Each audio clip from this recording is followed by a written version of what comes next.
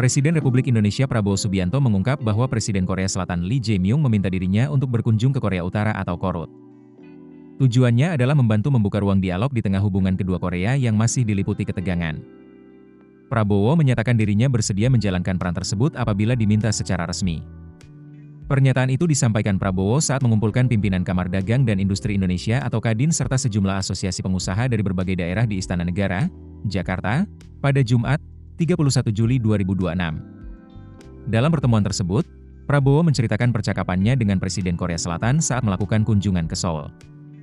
Menurut Prabowo, Presiden Lee Jae-myung menanyakan apakah dirinya bersedia berkunjung ke Korea Utara untuk membuka semacam dialog. Prabowo pun menyampaikan kesediaannya. Ia mengatakan, apabila Presiden Korea Selatan meminta Indonesia mengambil peran tersebut, dirinya akan berangkat ke Korea Utara. Pernyataan ini membuka kemungkinan Indonesia terlibat lebih jauh dalam upaya membangun komunikasi di semenanjung Korea.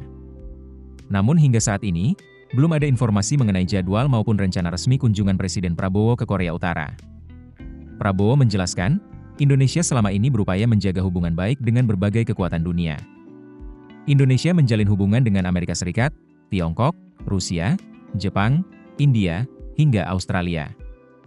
Menurut Prabowo, pendekatan tersebut menjadi salah satu alasan Indonesia dapat diterima oleh banyak negara.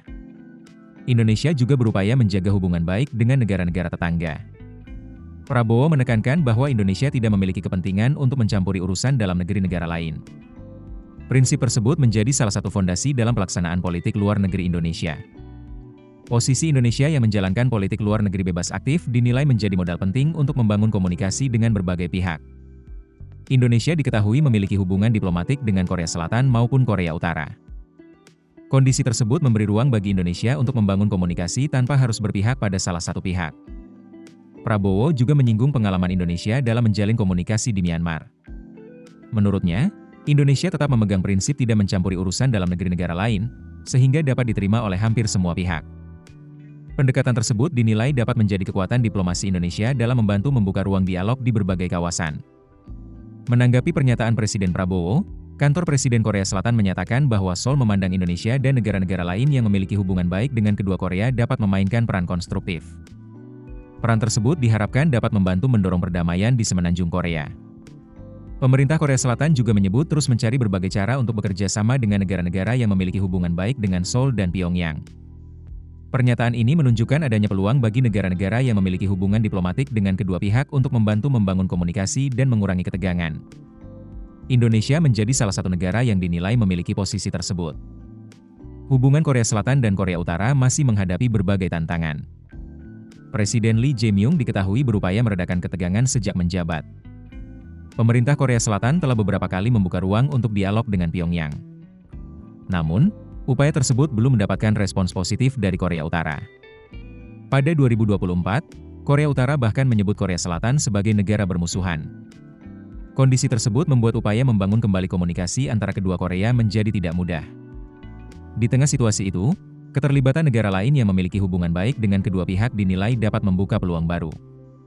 Kesediaan Prabowo untuk berkunjung ke Korea Utara bukan kali pertama dirinya menyatakan kesiapan mengambil peran dalam meredakan ketegangan internasional. Pada Maret 2026, Menteri Luar Negeri Sugiono menyampaikan bahwa Presiden Prabowo bersedia menjadi mediator dalam konflik Iran. Langkah tersebut disebut sebagai bagian dari upaya membantu mendinginkan situasi dan meredakan eskalasi ketegangan. Sikap tersebut menunjukkan kesiapan Indonesia untuk berkontribusi dalam upaya diplomasi dan perdamaian internasional. Dalam pertemuan pada April 2026, Presiden Prabowo dan Presiden Lee Jae-myung juga membahas sejumlah isu strategis. Salah satunya terkait keamanan energi. Kedua pemimpin juga sepakat memperluas kerja sama bilateral di berbagai bidang, termasuk sektor pertahanan. Download aplikasi Kontan sekarang di App Store atau Play Store.